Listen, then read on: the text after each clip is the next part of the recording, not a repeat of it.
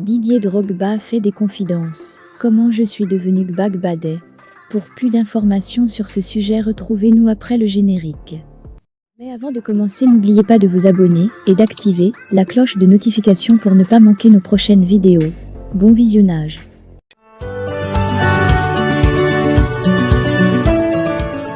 L'ancien capitaine et buteur des Éléphants de Côte d'Ivoire, Didier Drogba, a levé un coin du voile sur ses performances en attaque. Il a fait cette confidence le mercredi 5 octobre 2022 au centre pilote de Port-Bouët, où il était en campagne contre les risques d'une émigration mal préparée des jeunes footballeurs. Des anciens internationaux aux côtés de Didier Drogba.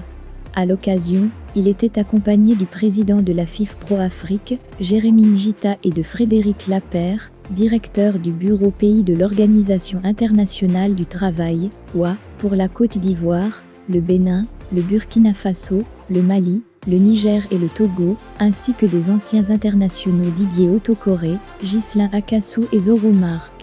À un individu qui lui demandait publiquement comment il est devenu le redoutable tonnerre, qui gronde dans les surfaces de réparations adverses, Drogba a laissé entendre qu'il s'est inspiré de ses devanciers. J'ai regardé les vidéos de Aboulaye Traoré, Didier Otokoré, Ahmed Ouattara et tous ces anciens attaquants. Quand j'ai commencé à jouer en équipe nationale, je me suis dit, moi, je n'ai jamais joué en équipe nationale, je n'ai jamais joué ici au pays. Ça ne va pas être facile pour moi. Donc si je veux réussir, je dois copier ceux qui ont réussi avant moi, a-t-il confié. Et l'ancien attaquant des Éléphants d'insister. Les Laurent Pokou, Aboulaye Traoré, Didier Otokoré. Tous les attaquants qui ont joué avant moi, j'ai pris un peu de chacun, et puis j'ai fait ce qu'on appelle Gbagbaday, a-t-il révélé.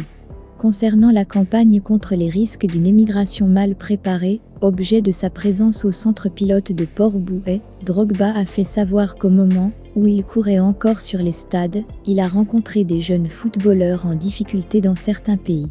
On est allé jouer avec l'équipe nationale en Turquie, en Tunisie et même au Japon.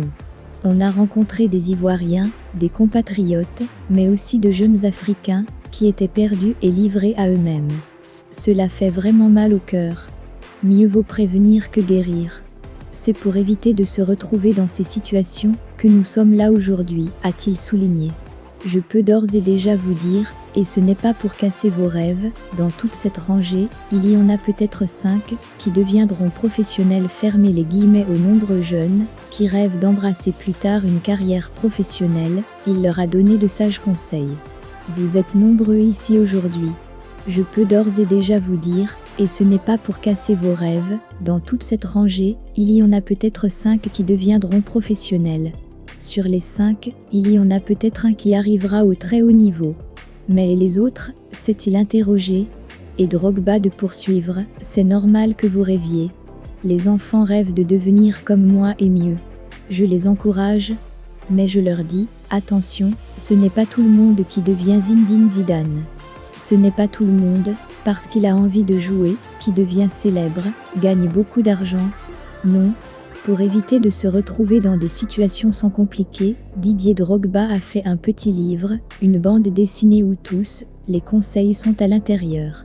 Sauf autorisation de la rédaction ou partenariat préétabli, la reprise des articles de l'infodrome.com, même partielle, est strictement interdite. Tout contrevenant s'expose à des poursuites.